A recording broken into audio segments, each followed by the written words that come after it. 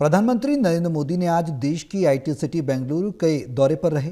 Vande Bharat train को हरी झंडी दिखाई और नमो मेट्रो की येलो लाइन शुरू करने तक पीएम मोदी ने बेंगलुरु को कई बड़ी सौगातें दी। इस दौरान प्रधानमंत्री मोदी ने ऑपरेशन सिंदूर पर भी बात की।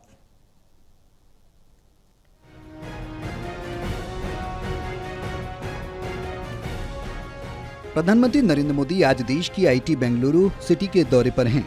वंदे भारत ट्रेन को हरी झंडी दिखाने से लेकर नम्मा मेट्रो की येलो लाइन शुरू करने तक पीएम मोदी ने बेंगलुरु को कई बड़ी सौगातें दी हैं। इस दौरान पीएम मोदी ऑपरेशन सिंदूर पर भी बात की। बेंगलुरु में लोगों को संबोधित करते हुए प्रधानमंत्री मोदी ने कहा कि ऑपरेशन सिंदूर के तहत हमने न सिर्फ आतंकी अड्डों को तबाह किया बल्कि पाकिस्तान को भी घुटनों पर ले आए। ऑपरेशन सिंदूर के दौरान दुनिया ने पहली बार भारत का नया चेहरा देखा है। ऑपरेशन सिंदूर में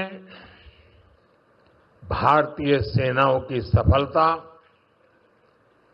सीमा पार कई किलोमीटर भीतर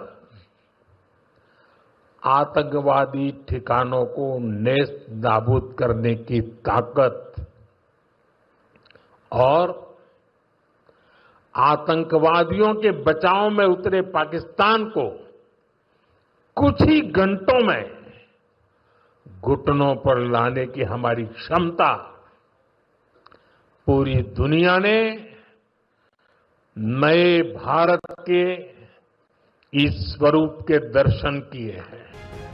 प्रधानमंत्री नरेंद्र मोदी ने कहा, ऑपरेशन सिंदूर के बाद आज मैं पहली बार बेंगलुरु आया हूं।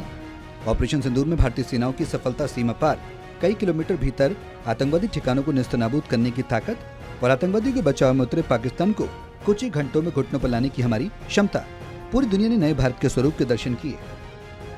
आप याद करिए 2014 में मेट्रो सिर्फ 5 शहरों तक सीमित थी, 5 सिटीज।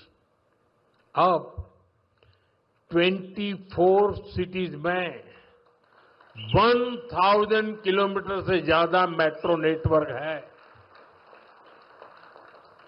भारत अब दुनिया का तीसरा सबसे बड़ा मेट्रो नेटवर्क वाला देश बन गया है।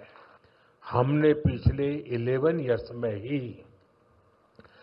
40,000 किलोमीटर से अधिक रेल रूट पर इलेक्ट्रिफिकेशन किया है। पीएम मोदी ने कहा कि 2014 में सिर्फ 5 शहरों में मेट्रो चलती थी। अब 24 शहरों में 1000 किलोमीटर से ज्यादा का सफर मेट्रो से किया जा सकता है।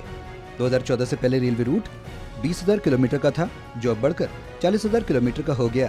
देश को 74 नए एयरपोर्ट मिले हैं। अब हमारी अगली बड़ी प्राथमिकता होनी चाहिए टेक आत्मनिर्भर भारत। इंडियन टेक कंपनियों ने पूरी दुनिया में अपनी छाप छोड़ी है। हमने पूरे वर्ल्ड के लिए सॉफ्टवेयर और प्रोडक्ट्स बनाए हैं। अब समय है हम भारत की जरूरतों को और ज्यादा प्रायोरिटी दें। हमें नए प्रोडक्ट्स डेवलप करने में और तेजी से आगे बढ़ना है। आज हर डोमेन में सॉफ्टवेयर और ऐप्स का इस्तेमाल हो रहा है।